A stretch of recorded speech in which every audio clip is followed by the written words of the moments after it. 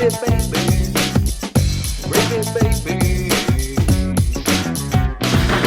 baby. It's nice to see you. Hey, nice to see you. Welcome to Gravy Baby. Welcome back, Carmen the Gravy Baby. What's up, Hi. Gravy Mama? Yeah. What a little biscuit bitches, little babies. Um, Hi. It's good to see you. It's good to be here. Happy gravy. It's good to see you. It's good to have you here. It's good to see you in your new spot, I think. Nice. I still have my same setup, so there's still some familiarity. But you know, I'm here. I'm in a different place, and it's okay. I'm nesting / upgrading, all the place and all that. So, That's good. it's just a lot of, you know how unpacking is. It's trash. It's just a lot of bullshit. Changing out fixtures, lights, closet doors, etc., etc. But it was an interesting drive on the way out here. Not bad, because he was driving the truck and I was driving my car, and then we would switch off back and forth. And I don't know why, but I didn't smoke weed for most of the trip until probably day 3. And then day 3, I was like, you know what? It was really because the cat was freaking out at the beginning of traveling, because I had the dog and the cat. He had the dog in the truck and I had the cat in the car, and she was kind of freaking out about, it's just a lot. Yeah. And I think we kind of rushed her getting comfortable with it. So it was, Maybe she was freaking out because she didn't have a contact buzz. maybe that's what it was. Cat was freaking out, like, why are we not smoking pot on this road trip, dude? What the fuck? What the hell are we? But at a certain point, her and I both had like a little bit of a breakdown, because she was like freaking out, and I was like, I can't handle you freaking out, because you're making me freak out, and that's not gonna make you calm down at all. We both need to calm the fuck down. Yeah, that sucks. So I think it was that. I think I was trying to, like, because she doesn't like weed. She doesn't like it. So I was trying not do it in the car with her. But then she finally chilled out by like day 2.5. She finally chilled out, and then I was like, you know what, fuck it, I'm gonna have to smoke me a little half a joint. She's all knocked out. I'd gotten her on a trazodone or tramadol or whatever the fuck it is you give the. Oh, hell yeah. Yeah, I gave him little what is it, pet benzos. Gave her a little pet benzo. She was out, super chill, easy. Didn't even know what's happening. This is nice. And so I was like, perfect. I'm gonna have myself a little half a jointy. And that was the day we probably drove through 10 states. No, 5 states, not 10. 5 states. And 10, 5 per car. 5 per car. And we're driving through Kansas diagonally. So it wasn't on a major highway. It was like one on like a regular highway where it goes from like 65 to 30 real quick. And in one of those who gives a shit towns, I got pulled over. Were you and I was like, huh? Were you on the pet benzos? I wasn't. The cat was on the benzos. I had smoked half a joint. So I know. I smoked half a joint earlier. I felt like it was funnier to ask you, but I did want to know, was this the day you smoked the joint? Yeah, but like hours later. Right. Hours later. So it was probably So he pulls me over and he's like, do you know why I pulled you over? And I was like, I don't know. I don't think so. I didn't do anything wrong. And he was like, oh, you were going like 57 in a 35 back there. And I was like, oh, you mean like how in every town I was like, I've been doing so good. I'm sorry. I must have missed the sign when it dropped, because I've gone through like 9 of these. He's like, where are you going? I'm going to Pennsylvania. Why are you going to Pennsylvania? I'm going to go move in with my beloved, and I was like, you got a little kitty cat traveling with a cat. And almost like me and her had rehearsed it. I was like, I'm traveling with my kitty here. I was like, say hi, Kira. And then Kira just pops her head out of the carrier. Good. That's good. Like, what's up? And he goes, oh, hi, kitty. And he was like, we're going too fast. I'll probably give you a warning. Do you have your your license and your insurance card. And I was like, here's my license. And I was like, oh, I do have insurance, but I don't have like a physical card. Let me look it up. So I had to like look it up on my phone to find it. While he's chirping on about how, you can keep that on your phone, blah, blah, blah. And yeah, I don't care. But I don't have it on my phone. So I finally look it up. And I guess because he had been standing there so long while I was looking it up, he smelt the half a joint that was on my dash. And he goes, you've been smoking any cannabis? Do you have any cannabis in the car? And I was like, dude, I'm a comedian from California traveling across country. I mean, there's probably weed in the car. I was like, I'm not on weed now. I'm not driving under the influence, but there probably is cannabis in the car for sure. And he was like, well, it's illegal in the state of Kansas. And I was like, oh, well, that is very unfortunate that I was honest with you just now, isn't it? And he goes, I appreciate you being honest with me. And I was like, I don't know exactly where it would be to give it to you. I have no problem surrendering it. I just have no problem. I have no idea where it would be. Me and my boyfriend, we've been switching off. He's driving the moving truck. I'm driving this, da. So I'm explaining to him, it's probably here somewhere. So I start searching my own car in front of the dude. I start going through the case. I know. As my defense attorney, there's a lot of moves that I made in this story. Well, he already has probable cause by smoking the marijuana. Then you admitted it. Like, he can do whatever he wants. So at that point, searching your own car is the move. Yeah, I'm like, it's probably here somewhere. And I was like, we just switched, so I don't know. So I start searching and I find a little jar with a joint in it. And I was like, it must be these. So I gave it to him, and then I'm still searching. And he goes, like, unfortunately, I'm still gonna have to like search it. But he's like, I appreciate you being transparent and honest with me. I mean, he goes, that goes a long way with me. And I was like, okay. And he was like, can you take the cat and hold it? I was like, it's freezing outside. She's already like super nervous about traveling. Can I just leave her in the car? I got her little seat warmer. Like, she's comfortable here. He's like, yeah, I just don't want her moving around the thing while I'm looking through the car. And I was like, fair enough. I was like, I'll just zip her up. And he goes, okay. So then he takes me back and puts me in this, he's got like a squad truck, puts me in the back seat of the truck. And then did he put the cuffs on you? No cuffs. Just Bobby had me sit in the back. Nearby? Or Eddie, like, Bobby was probably like 20 or 25 or 30 minutes behind me. Oh, no. Because in the truck. Yeah.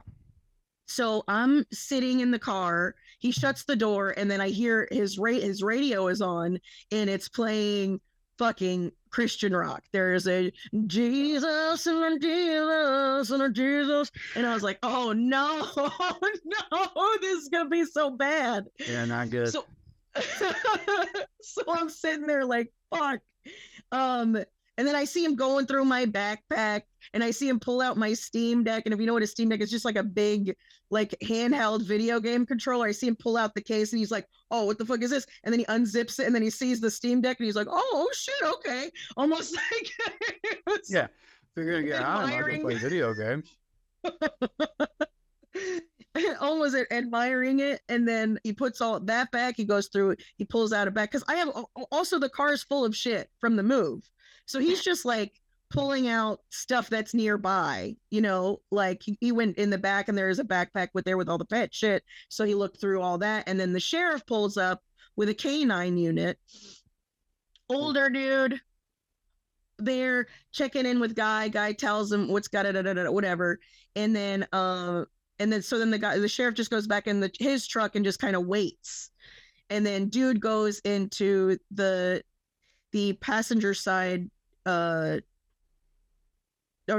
driver's side back seat. He opens that up, and he pulls out my little Vans backpack, and that little Vans backpack brings me the flashback of me putting all of the free weed that I had just recently gotten from a graphic designer that did a design for a gummy company. And it was all in there. It was two sleeves of like Zins for Bobby and all of these edibles, just handfuls of edibles. And I see this dude pull this out, and then he unzips it, and then he just starts pulling it out. So there's like nerd rope, 100 milligram nerd ropes. There's packages of 100 milligram pineapple rings. Oh yeah. The baloniest amount of marijuana. Oh yeah. So then I'm in the backseat like, oh no, I forgot I was back there. Yeah, I forgot I was back bring your there. cat with you, so you can't run. Yeah, exactly. I'm also in the backseat of the truck. It's not like I could leave anyways. I'm locked in. Still the truck. And then he pulls out this antique hat box that I have. And right before we left, we had went to our buddy's dispensary, Wonder Bread, and he was having a sale where you buy jars of pre-rolls for pennies. So we had bought 37 jars of pre-rolls, probably like 2.5 grams each one. Oh my God. Infused. Yeah. So he pulls out the hat box that has about 25 jars of pre-roll joints. And so I'm in the back seat, literally just screaming fuck over and over and over again. And at one point he pulls the stuff out and he just starts laughing. Like he's laughing at the amount of weed that I have. He's laughing at it. Meanwhile, the Jesus song's still playing. And just for ambiance. Eternal. He has risen. Yeah. And so because of the theme that's happening, I did look out the window and I looked up at all of the stars in the sky and was like, I'm probably gonna need some luck here. I just told this man, yeah, I'm probably gonna need. I think that's what I said as I go, I'm going to need some luck right now. So I see him carry all the weed stuff back to the back of the truck. All of it. It wasn't like it. So it's not like he looked at some of these edibles and thought it was candy. He got all your shit, so he knows how much you got. Yeah. He knows I have over 100 grams. How are you on the pike? All right, go ahead. I got to hear the end of this. So then he comes into the truck in the front seat. And I go, obviously, we need to have a conversation because, first of all, that's a fuck ton of weed. And I genuinely didn't know that was in the car. I honestly thought that was in the moving truck. I would imagine if we were going to be transporting that much, I would have put it in I immediately threw Bobby in the bus. I was like, I can't fucking believe my boyfriend did this. And then I was like, and also for context, I was like, I am a comedian. I do cannabis shows all the time. Unless I go, the reason all of those things are all the same brand is I was like, I know the man that grows the weed. And this was a parting gift from California. Oh, you're leaving California, take some California with you. And I was like, but I'm not a drug dealer. I have no intent on distributing this. I just know people in the weed industry and they gave me copious amounts of weed. And I was like, I don't even fucking eat edibles like that. And I have to sit here watching you pull out fistfuls of goddamn edibles. And I was like, what kind of human being can eat that many fucking edibles as it is? I'm not even that much of a weed head. No, I started spiraling on purpose. Huh? You're running bits by him. Yeah, I'm running bits by him and I'm fake spiraling. And I was like, so I don't even know how the fuck I was like, that's why there's so many. It's because one human being can't fucking consume that many. And he goes, I'm going to need you to breathe. And I go, I don't think you understand, sir. I just told you nonchalantly, I probably done got a little bit of weed in there. And then you just pulled fucking hundreds of grams out of my motherfucking car. Okay, I was like, I know that you know as well as I do that deception in a situation like this is not going to improve matters, and that's the way that it fucking seems. But I had no intent of lying to you. I just didn't know my fucking boyfriend put all the goddamn weed in the goddamn car with me. And I'm going on and about this and about the weed, and then he just goes, ma'am, and I was like, yes. He goes, you're not going to jail. And I was like, why? Like, why? Like, it doesn't make sense. Yeah. And he goes, well, I don't think that you're a threat. I don't think that you're a drug dealer. And then he was like waiting for them to run my license. They run my license. Yes. Class E, no priors. And I was like, well, that's also inaccurate too. I definitely have I didn't say that out loud. No, I didn't say that part out loud. But I was just like, in my head, I was like, well, that's inaccurate. Apparently states don't talk as well to each other as they used to.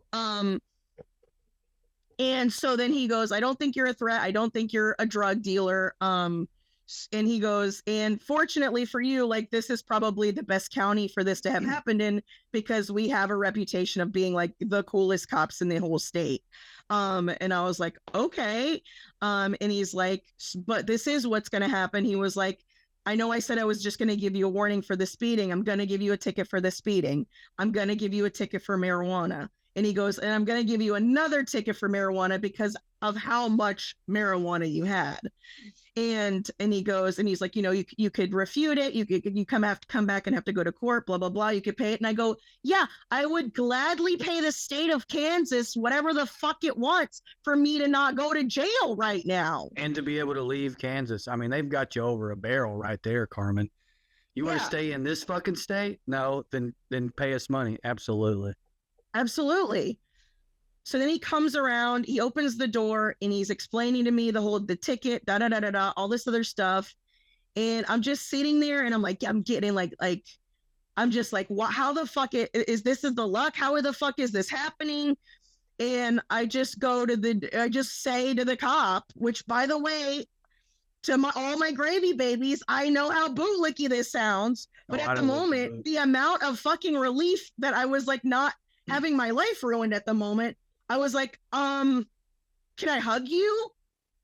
And he was like, oh, and I saw that he had a body cam on, and I was like, oh, right, never mind. Obviously, I was like, no, I can't hug you. And I was like, well, I hope you fucking feel the hug I have in my heart for you right now, because know that I know you very easily could have ruined my fucking life right now. And I appreciate that you didn't. And then I started welling up, and then he started welling up. And then he was like, he goes, I really appreciate that. Thank you so much for saying that. And then he goes, and he's like, I'm going to wait till you get back on the road just to make sure you're okay. And I go, okay. And then, so then I get in the car and I call Bobby, and he picks up the phone, and I was like, I got pulled over. They took all of the weed. And then I see him drive right past me. I see the moving truck drive past me, and I just go, don't stop. Just don't stop the car. Just keep driving. And he goes, okay. Because Bobby, his license was expired. So Bobby doesn't have a license on him. Yeah. Bobby doesn't have a license on him. Wow. Yeah. So, so then we just get back in the car, and we go. So I just got a $495 ticket essentially for the weed, but they took all with the exception, he didn't, and I think he wouldn't have even searched the car had the sheriff not showed up. Yeah. Because when I got back in the car to get gas later on that night, there was a fresh pack of weed in the side of the door. Like, he wasn't like looking. In my backpack that he searched, there's joints, there's edibles, there was stuff in there as well. He left you some? Yeah. Either he wasn't looking that well, or he just left me some. Shout out to the greatest cop of all time. Like, right? I don't even know what to say. So then we get to the hotel to spend the night, and then Bobby's like, well, since I don't have my license, I'm just going to keep driving the truck because, there's a governor on it, so I can't go over 75 on the highway, and, cops are less likely to pull over a moving truck. And I was like, okay, fair enough. Then I'll drive this, totally fine. And I was just like, I'm so glad you weren't driving the car. The whole reason he even smelled the weed is because there was the half smoked joint on the dash still. That's why he smelled it. Did he even get that? No, I smoked that later to deal with it. That might have sent you straight to jail if you'd have saw that. Maybe. Yeah, I don't know. You were under the influence. Right. Wow. So then the next day we're going to Illinois. Again, I'm probably like 30 minutes ahead of Bobby in the car. And Bobby calls me. And then he goes, hey, where's the rental agreement for the moving truck? And I was like, oh, I put it in the the bag in the center console where all the Spectrum shit you have to return is. And he goes, okay. And then I go, why? And he was like, oh, I got pulled over and they want to see the rental agreement. And I was like, you gotta be fucking kidding me. You gotta be fucking kidding me. So I hang up the phone. I'm like driving. I'm like, should I go back? What am I supposed to do? You know, they're not going to let him drive that truck. How are we going to find somebody in Illinois to drive the rest of the way? Who do I know in Illinois that could fucking do this? Right. I'm already trying to figure out how to get us out of this. And I just text him and I go, hey, should I come back? And then he called me immediately. He was like, you're not going to believe this, but the luck is still going. They let me go. Did they let him go like, we know you're suspended, but go on? Or did they just not find out he was suspended? Well, he told him that he lost his license, like phically, and he's on his way to Pennsylvania and he can't get it till he gets to Pennsylvania. Oh, Bobby, that's killer. Kudos to Bobby. So, exactly. Truly. That's a totally reasonable explanation. Right. And they were like, okay, and so then they were like, we just want to see the rental agreement. And he was like, just know the rental agreement's not in my name. It's in my girlfriend's name. And so he called me on speaker and asked me about it. And I was like, the rental agreement. So they heard me say it.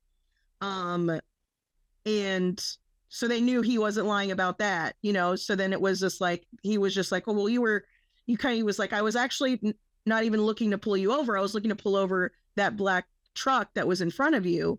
And he's like, but then I saw you kind of swerve. So I just wanted to make sure you were okay, because on this part of the highway in particular, people fall asleep all the time and go full force into the guardrail at 70 miles an hour and cause huge pileups and stuff. So he was like, I just want to make sure you were awake and driving. And he was like, yeah, I just got hit by a big wind gust and it fucking moved the whole thing. And he's like, that's totally understandable. And he was like, but you do have an active license. And he's like, yes. He goes, I have a valid license. I just don't have it physically with me because I lost it on the move. And he's like, but I can't get a new one until we get there, which will be tonight. And so, yeah, so then the car, it was two dudes. They saw Jax was in the car. Hey, puppy, what's going on? Low key, always travel with pets. I feel like it's a really nice disarming situation. It really helps the sitch. Unless he's Mick Dog, rest in peace, who barked at cops like they had fucked his mother and murdered her. Well, yeah, because he knows he's a good judge of character.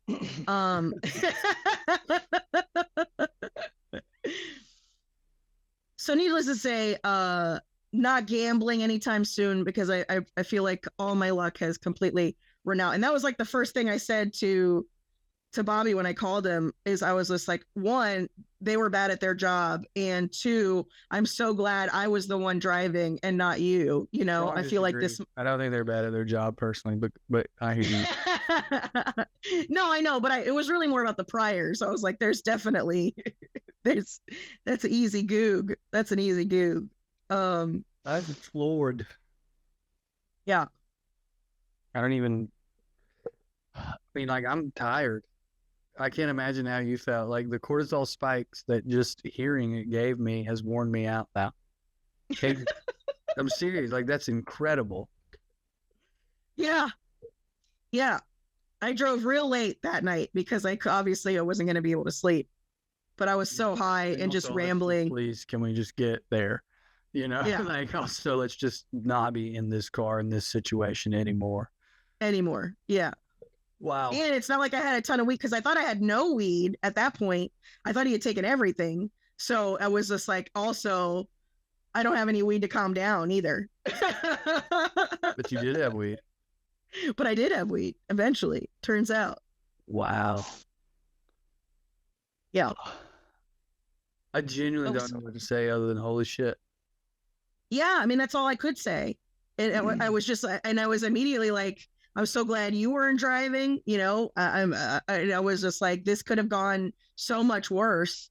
You know, thank God I'm a woman. I was like, there was all that white passing, all that stuff. I knew all the privileges, and I was like, fuck. Thank God all those stacked, because I felt like I needed them all at this moment. Right. You know? Right. Oh, shit. Shout out to the Christian cop in Kansas. I don't think I've ever said anything close to that. I don't think I ever will again. Same. So it was like, I still was like, that's one of the things I told Bobby. I was like, still ACAB, but man, talk about one of the good ones, one of the only good ones. Wow. Wow. Imagine what kind of benefit. Well, never mind. Man. And I low key thinks it would have been even more chill if the sheriff with the fucking canine hadn't shown up. Of course. Yeah. He probably had to lie to the sheriff in terms of only citing you. Yes. He probably had to be like, oh, is this amount? He probably had to keep some or throw some away. I hope he kept it. I don't think it's going to make it to the evidence locker. It might be cheaper for you to just pay it, but maybe you should go show up. And if he's there, just kind of act like you thought you had to show up. Mm-hmm. But I kind of think that he's not going to be there. He's going to be stoned. It's all going to be I looked it up. Afterwards. In order for it to be a cited amount, it has to be less than 25 grams. And considering... Did he give you 2 citations? 2 citations. That's interesting. Like that's he gave me a marijuana citation and a paraphernalia citation. So I don't know if he took something else. Oh, maybe there was a grinder or something. I don't even know what. But it was so he could get you for double the fine without having to make you an arrest. Yeah. Wow. So I looked up the law afterwards. Anything under 25 is a citable offense, and anything up to 100, it's a felony, and anything over 100, it's a class 3 felony. So it would have been like 5 to 10, I think. Years you would have been facing? Yeah. I mean, they'd have pled that down, obviously, but still, that's crazy. It might have been hard to get out of going to jail for a little while. Yeah, for sure. Wow, Carmen. Yeah. You also, it's been an eventful, you're aware of this. An eventful 2 weeks. What? I said it was an eventful 2 weeks. It was an eventful 2 hours. It sounds like. Yeah. I'm sure you're aware of this on some level, maybe on every level, but like obviously your personality, your like ability to connect with people quickly. Yeah, I was using all of it. I was trying to use I was wringing out every bit of fucking humanity I had in that situation to be like, you would be making a mistake to fuck me over. So I was being charming. I mean, like I was spiraling on I was using every tool I had in my satchel. I was doing bits. I was doing all of it. Did you make him cry? I did. Did he laugh at some point? Of course, yeah. He was laughing through a lot of it. He was laughing through the spiral. Laugh and cry, dude. He had the best day of his life. And he got to leave feeling like a hero too. That's what I'm saying. Mm-hmm. 10 out of 10. I kind of wish I'd have made you wait to tell that. We still have to talk, and I don't want to. My bad. No, don't. I just haven't told the story, really. I've been saving it to say on the pod. Yeah. I don't have any stories that cool. It was, floored. Yeah. Man, I'm floored. Today's episode is sponsored by Snoop Dogg Marijuana. Snoop Dogg. Wish I could come up with Blue Chew. Either you have no hair and a hard dick, or no limp dick and a lot of hair. Yeah. Back the Blue Chew. That's great. So are you back in the blue now, Carmen? No. I do see it a lot here. Turns out this is not a very blue dot. Philadelphia? I'm outside. I'm not inside. Yeah. Yeah, but there's probably like real rad people around too, though. For sure. Like there's probably a lot of people who, call cops the F slur and stuff. You know what I mean? It's like, well, we'll take it, I guess. Yeah. Yeah, it's one of those things where you're like, you almost got it, buddy. You almost got it. Ray used to have a bit. He didn't employ that particular thing, but he called it close enough. Close enough. Yeah. It was close enough. Oh, man. I will say another thing that was gravy. Besides that, because obviously I'm not in jail, so that was super gravy for me. But another thing that was gravy is it was cool to be right that I thought Epstein was still alive, and now we have some cute pics to kind of back that up. Yeah, it seems like it might be, huh?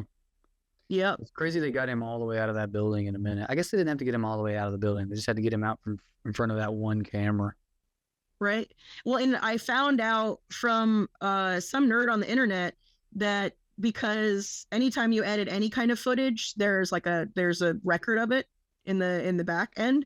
So it was just this computer nerd who was like showing all of the code, and you're like, oh, this video has been taken out and put into Photoshop, or put into Premiere, or put into a program to be edited and then re-uploaded. So it had, I mean, all that stuff. So it's like, I knew it just because I remember somebody talking about the account being active after he was dead. And I was like, you don't have that guy have people in your fingies and your stuffies. Yeah. Especially if you're always worried about password's not password 123. Mm-hmm, what if it was? What if it was like I fuck kids, but kids was spelled with like a 5 instead of an S? Yeah. Yes.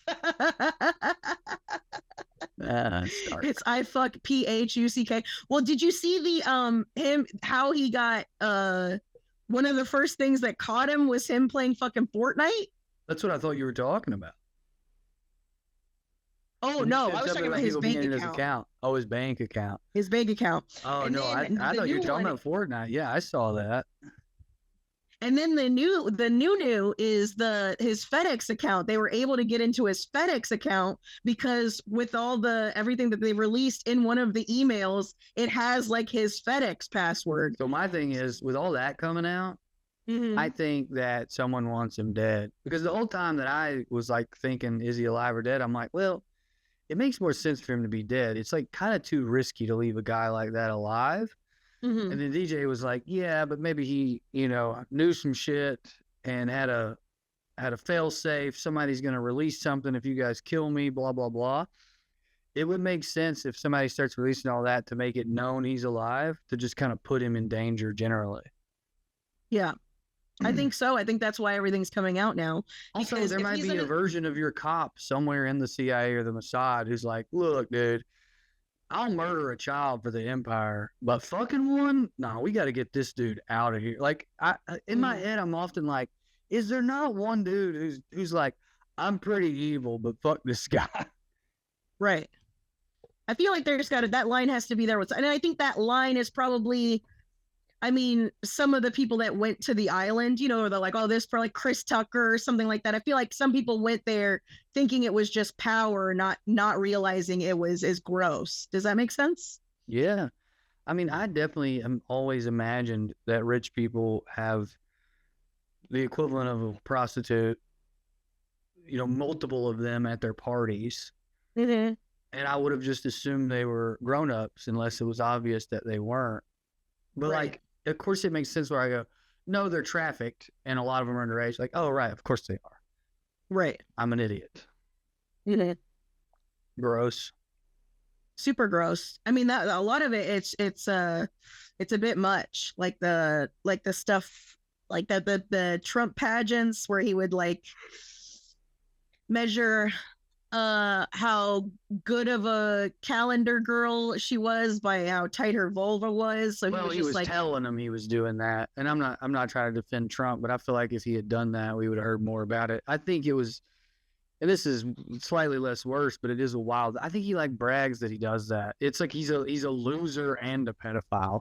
You know what I mean? Because as far as I remember, that particular thing was just something he said he did. Yeah. And I feel like somebody would come. Anyway, maybe not. Yeah, it's hard to be a rational person and navigate this stuff anyways, where you're like, well, it seems like a sane person would do this, but we're not talking about sane people.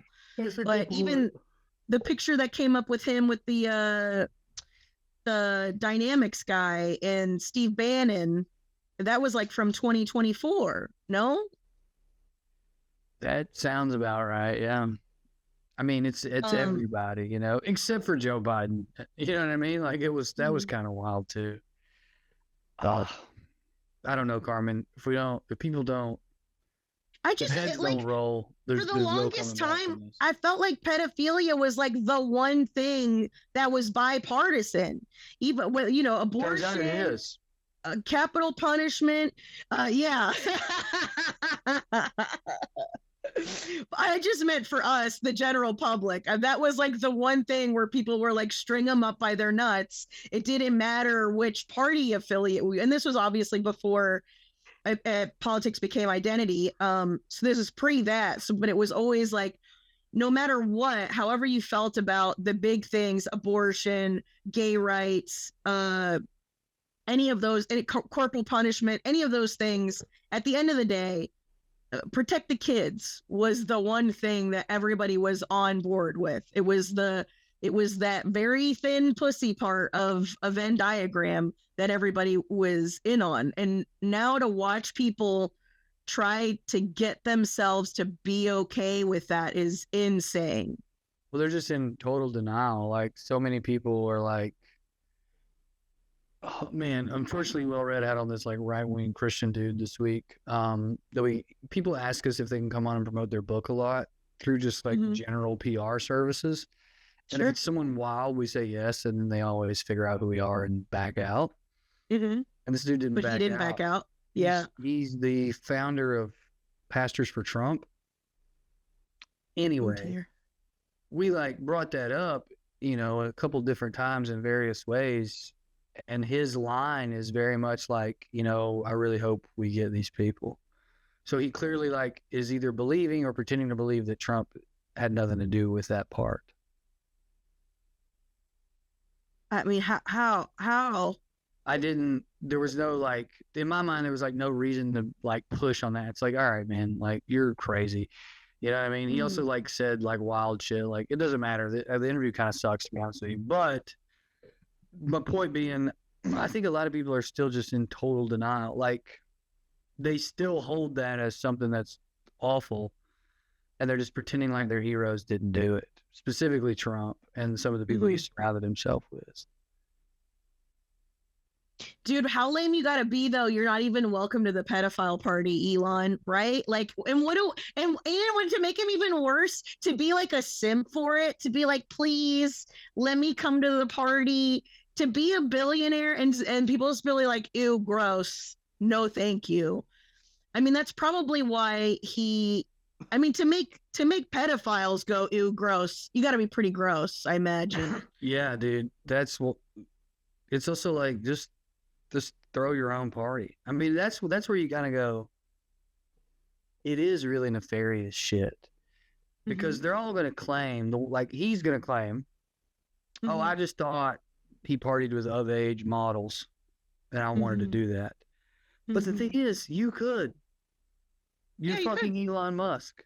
You could also hire prostitutes as well, much like everybody else does. Like, he had some you couldn't get. Ooh. And also, we all know what it was. It's so fucked up. Speaking of him being lame, and we've talked about doing a sketch like this, but it's probably like, by the time we get around to it, it will be past. But it's also probably too dark. But there's like a real ritualistic aspect of it. That just blows my mind. What is that? I don't know. So to me, like the very dark, awful, funny thought I keep having is, wasn't one dude in there like, man, can we just fuck kids? Like, why are we putting out candles, you weirdos? Like, oh, I just want to spend my Friday fucking kids, and you're making me wear this goddamn goat mask, Steve. Grow up. Grow up and fuck a kid normal. Like, I can't believe that they're like on top of the evil that they're doing, that they're like, and also let's pretend we're Satanists. Dude, fucking, ugh. What? Yeah, well, they're not cool. I know. Drew. Like they even make the weird, nefarious, fucked up things lame. Right. Yeah. They still wanted to have cosplay. They still wanted to do fucking, you know what I mean? They still wanted to Comic-Con human trafficking. Yeah, it's fucking stupid. It's so stupid. And then the thing that disturbed me the most, man, you haven't been here in a while. Have you seen the plate There was an image that went around. It was a plate, but it had Epstein's picture on the plate. Mm-hmm. And he's biting a young person's leg, and he's laughing while he does it. Mm-hmm. Seeing him look so joyous really got to me more than I thought it would. I'm low-key glad I didn't see it. I didn't know that I thought this, but I think I thought unconsciously or subconsciously that there would be solemnness and shame when it came to what they were doing. Yeah, no, I think they. Yeah, I think they. No. When you're doing coke and you can only let a couple people know because it's trashy. Yeah. It's like once you get into the bathroom, sure, let's do this blow. I'm on a bender, my life's so whatever you're going through. But like when you're out in the party, you're like, yeah, you're not like, hey everybody, where my dirt bags at? I was fucking raised, Carmen. When you're doing something disgusting, depraved, and gross, you have a little bit of shame. You know what I mean? A little bit of couth. Mm-hmm. Yeah, but they're not those kinds of. Again, they're not those kinds of people. They're not actually classy in any way. They don't. I was surprised that I was surprised. I know what you mean. Like I was like, well, of course. Why is that shocking me? But it did. Yeah, I low-key think all of this is being put on him because he's not useful to Israel anymore. That's why I can't believe he's alive. A part of me still doesn't even think he's alive because of that. But anyway. Well, they don't have any. They don't get any heat for this though, because he's just there hiding, right? Though they're acting like he was friends with the former PM only, and that he's been working for him, trying to get him back into the political game. It's like the equivalent of like Donald Trump being like, oh, you find out this evil guy's a CIA asset? Yeah, but he only worked with the Democrats.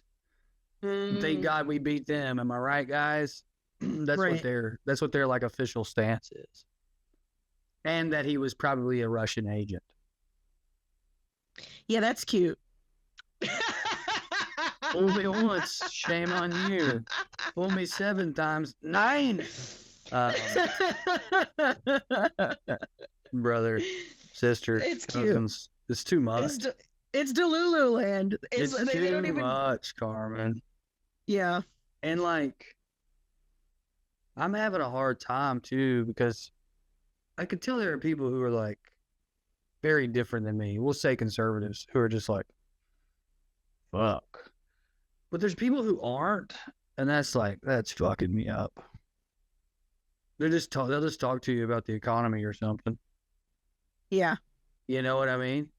Mm-hmm. And I've been doing a bit, like it basically is like, I studied law at a prestigious university for 3 years. I was a criminal defense lawyer. Didn't know, but look at the Dow Jones was an official criminal defense, which I don't know if you know. You've been traveling. Pam being an idiot. Yeah. Well, she's the attorney general. Like outside of the Supreme Court, which those are judges, so it's technically different. I mean, she is the highest lawyer in the land. Mm-hmm. I mean, it's a joke. This isn't real, but like, I am having fun on stage joking. That's a defense now.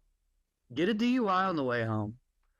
Your cop, when he opened up them ropes, those nerd ropes of Mosh, be like, hey. Yeah, don't pull out your ID and your proof of insurance. Pull out your fucking your Robinhood app. Show them how good your portfolio's doing. Just be like, Dow Jones is up, brother.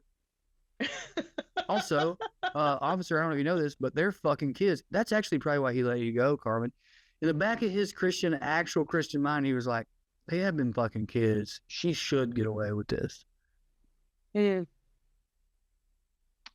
Thanks, Epstein. Good dog. Thank you, Jeffrey. Dark stuff. And like, we have such a cynicism in our generation because they didn't fix anything. They lied to us. They also didn't lie to us very well. Right. Imagine being 17 right now. And like, this is what your future is being not controlled, but guided by. Mm-hmm. I don't know how these kids can believe in anything. I mean, of course, that's why they are, so many of them, all cynical and not going out to bars or believing in their future. Sure. I mean, that's why TPUSA and all these other hate groups are scooping these people up, Because they're is searching for because meaning. there's no meaning, there's no community, there's none of that. It's like, if the result of isolationism is whoever shows you. I mean, it's classic gang. That's how you get gang members. You see somebody who doesn't have a place and you give them a place. It's like that. I was watching a video of somebody just trying to basically cock block people doing that. These hate groups that are meeting up trying to get these young Oh, it was Davis 17 to and 25 year olds. It's Davison Boswell who's doing those videos, former comedian in New York City from North Carolina. I just wanted to shout him out. He's like not a friend, but we used to do comedy together. That guy's cool as fuck. I saw him doing that. That was rad. Where he's just like, hey, do you know what you're actually hanging out with, signing up for? Do you know what this whitewashing, and has this argument with the dude trying to recruit in front of the kids, and just to be like, yeah, this is fucking stupid. You don't even have a definition of what white culture is, and that's what you're trying to preserve. Yeah. So it's sick too, because on tape, he's tall. So it's like this dude, but like he's a real tiny dude otherwise. So it's like, I saw the video, I was like, all right, Dave, hell yeah, dude. Yeah. Oh man. Well, I saw DJ this weekend. My family and I got him sick. I want to own up to that and give that slight explanation. I'm sure a lot of people have been like, damn, they're 50 minutes in. They've barely even brought up that he's not here. He is ill. I have given him what he has called the worst cold of his life. So he's getting a lot of mileage, making Drew feel bad for it, which is pretty fun for him. Yeah, he's didn't really, need to watch. It's not even remotely working. It's funny how he needs a new game, but he met Rozzy, and Rozzy made him cry pretty quickly, like hugging him and telling him he loved him. Rozzy asked for Uncle Bebe almost every day since. It was so good too, Carmen, because kids, especially like if they're dysregulated or whatever, they're insane. But if kids are like in a good place, they've like they regulated, they really are super perceptive, and they're just like pure souls. DJ hopped out of his car and saluted Rozzy, and then was like, "What do you think, buddy?" And Rozzy just kind of like stared for a second, and then his whole face lit up, and he was just in love with DJ the rest of the day. Oh, and they were playing this. It was so cute, and they were playing this game called Check the Monkey, which it's not a real game. It's just that Rozzy has a pet monkey. He was throwing it, and DJ was like, "We got to check on it." So Rozzy would go throw the monkey, bring it back to DJ, be like, "Oh no, not the monkey. Check on my monkey. We gotta fix the monkey." When he first started doing it, he was pretending to cry, and I saw Rozzy kind of, and then Rozzy kind of got that it was a joke, so he kind of starts laughing, but it's still making him feel a little weird that he's seeing this adult kind of cry. Well, the next day, DJ's gone. He wants me to play Check the Monkey. Check the Monkey. So he throws the monkey, brings it back to me. It's not the same. I'm not Uncle Bebe. What I'm good at is telling him stories. He's like, "Tell me a story about the monkeys." So I tell him a story about the monkeys, and in the story, they get their house chopped down in the forest by the evil foresters, and they have to regroup. And when I did that, I like started pretending to cry, and he kind of did the same thing he did to DJ, and then he hugged me like he did DJ, and then he started to physically weep. Oh, like and then he wanted me to do it again. And I'm just like, I don't know, man. DJ and y'all had some kind of like weird spiritual connection, and now my son is more empathetic. Yeah, that's the whole thing. He saw the humanity in it. Yeah, and like one that Moy's like crying, "Do it again," like make me cry, and it was wild. But anyway, they had a good time. Oh, yeah, we look at him be a little person, a little empathetic person. Oh, he's rad. He's so rad, dude. I try not to talk too much about it because every parent's like that, but he's so fucking cool. And he hung out with his uncle truckers, the drive-by truckers, all weekend. Oh, nice. So he got to meet them and stuff. What'd you say? I said, oh, that's cool that he got to meet them as well. He's met him before. He met him when he was very young out in Joshua Tree. We got a picture of him as a pretty young baby with Mike Cooley, who is one of the coolest white men to ever do it. Cooley How was the show? He hosted our show, which just Okay. was introduced us. It was awesome. We had a fun time. I had a good set. I'm pleased with it. We had a lot of people there. We sold it out. Seeing the truckers all weekend was great. I mean, DJ and Rozzy were genuinely the highlight. I've sort of buried the lead on that, but we had a good time. You know, we felt good about being in Athens. Our friend Jazz, she runs a bar, but she's starting an art collective, and her art collective put on a show and a party at her bar, and it was really cool to see that. It also felt like, oh yeah, I think we are making the right, you know what I mean? Like all these rad young people. Yeah. Jazz is only a little younger than us, but the people involved in it are, you know, in their late 20s. Yeah, I had a good time. This isn't a negative. It's just like a funny story that I guess could be a negative. I do think I've upset a local comedian. Uh-oh. Well, I know Local that. drama. What happened? What'd you say? Nothing. I did my little dumb PR stunt where I'd roast the town, and he just wrote, "This sucks ass," or whatever. And I liked it, liked his comment, and moved on. I didn't care. But Corey, I guess, got drunk, and we were talking about it in the green room because Jared, the guy who promoted the show, was like, we were laughing about how Reddit hated it too. I put it on Reddit, and they were fucking coming after me. You don't know shit about Athens. This guy's a fucking loser. None of these jokes are funny. He has bad timing, all that, right?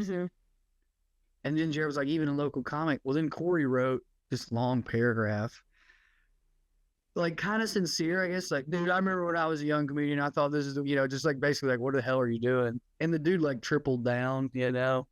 Of course, yeah. And so I was like, man, that's so funny that I haven't even moved here yet, and I already have I guess a comedy in it. I mean, you know, not to disparage the kid, but it's a fucking open micer, and I checked out his page. He really shouldn't be telling anyone how to write a joke, but I was like, it is funny that I haven't even ingratiated myself to this community. I've done one show here with my friend Nick, and met a few of them, and other than that, nothing. And now they hate me. I don't think it's the one guy though, no?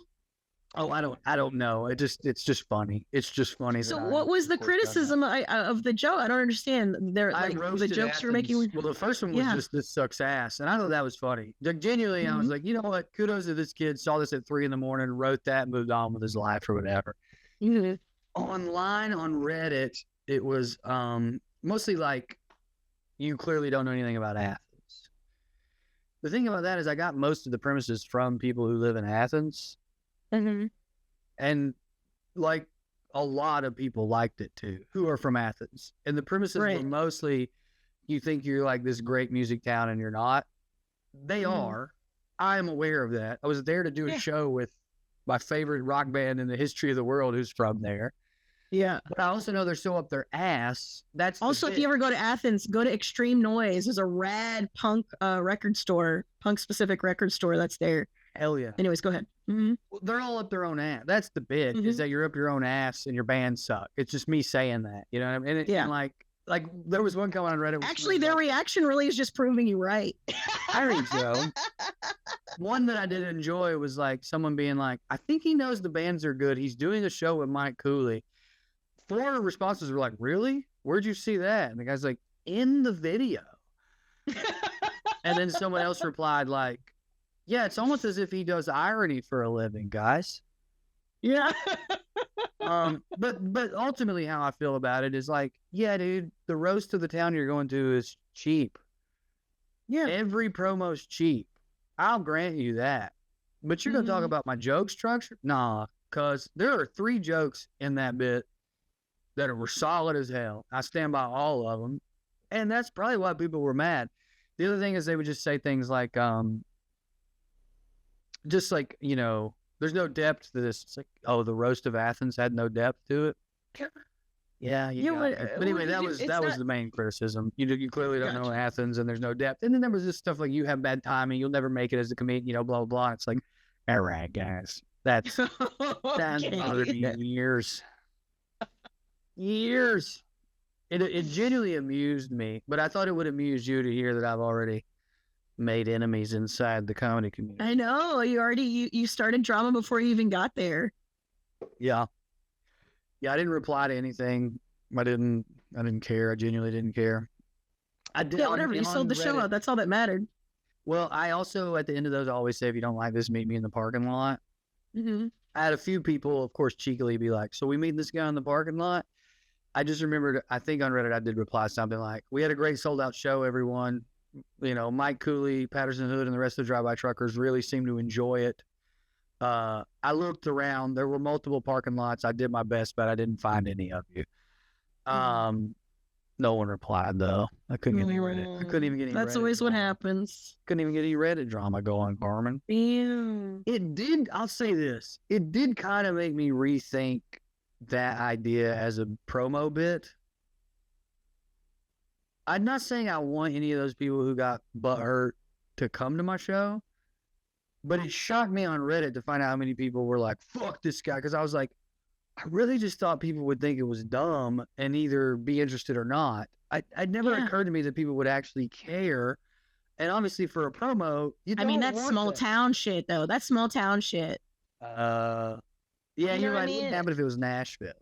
No, that's the small town shit. That's where you get the area code tattooed on your body or something. It becomes it's you know what I'm saying, where your identity politics become whatever fucking town you're in, your neighborhood. Yeah, just the when you don't got anything bigger. I can't believe I don't. I just show my Appalachia tattoo right now. Yeah. I don't know what you're talking about.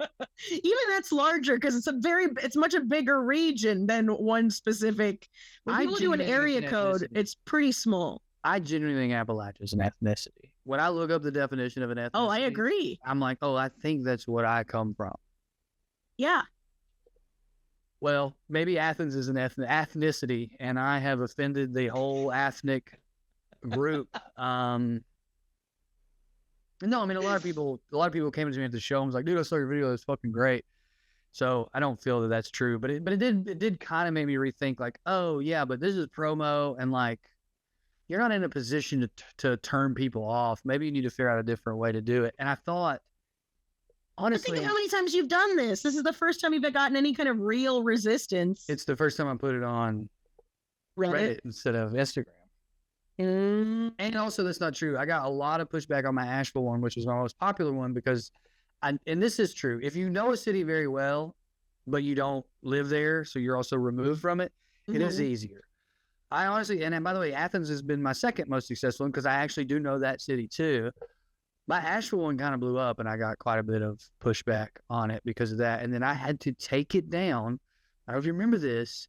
I had a show scheduled there on a Friday. I put the video out on a Monday. It flooded on Thursday.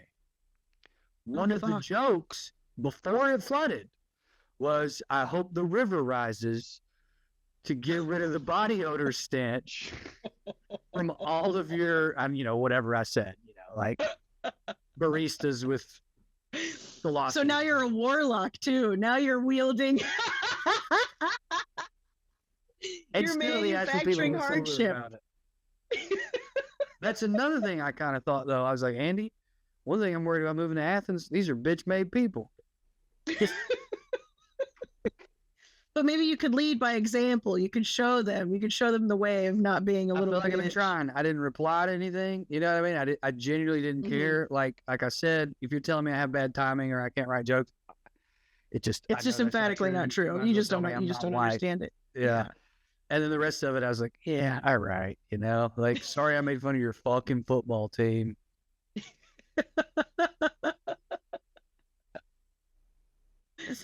Oh, I love it. I love all these. I do think going forward, I might do a more of a like, I'm coming to Birmingham, and I've decided to live like I'm from Birmingham this week, and then I can get the same kinds of jokes in there, but maybe with like a less mean spirit, like, so one of the jokes that I really liked, I was talking about townie culture, and I said, I love townie culture,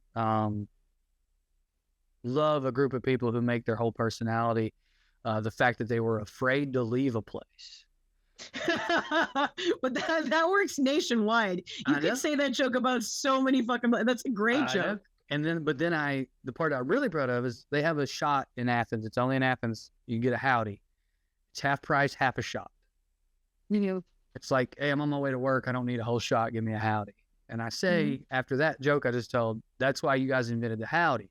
Hey, what if we do half a shot of liquor? Hey, what if we commit to one thing fully for once in our fucking lives? That's a great joke. Fuck anyone who says otherwise, right? What I Right. was going to say is maybe going forward, my PR should be like, I'm going to live like an Athenian because I'm going down there. Let me do a howdy shot because I can't commit to anything in my life. You know what I mean? Like less edge.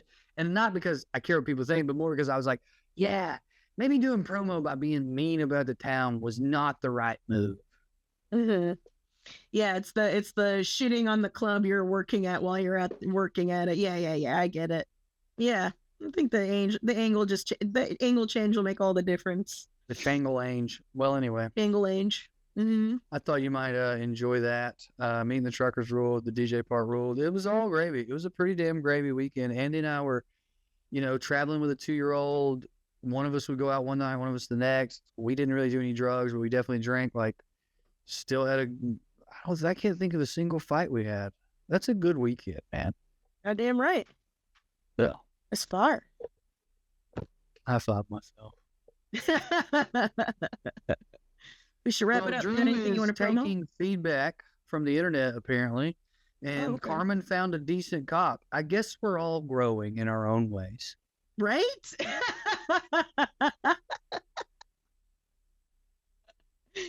The internet is not always wrong, and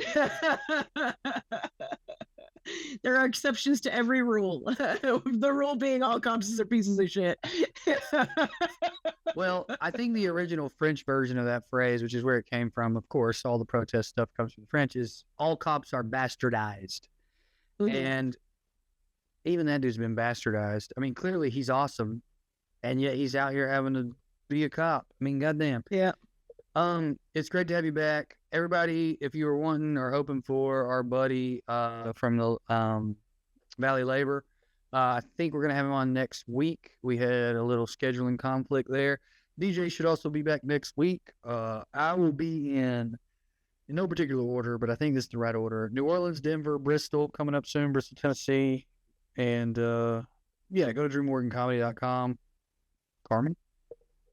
The most recent I think I have is I'll be in Washington D.C. in April 10 and 11, Maryland in June, Philadelphia in July, other stuff in the works, but CarmenMorales.com for all of your Carmen Morales needs. Make sure you guys join the Patreon. We're going to have some bonus stuff coming up. Patreon.com/gravybabypod. It's good to be back. It's good to see you. I adore all you. And I guess so we'll see you next week.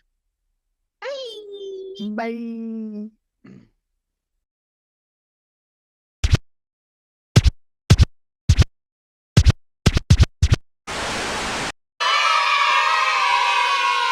You could stick a whole ribeye in one of your back pockets. Like,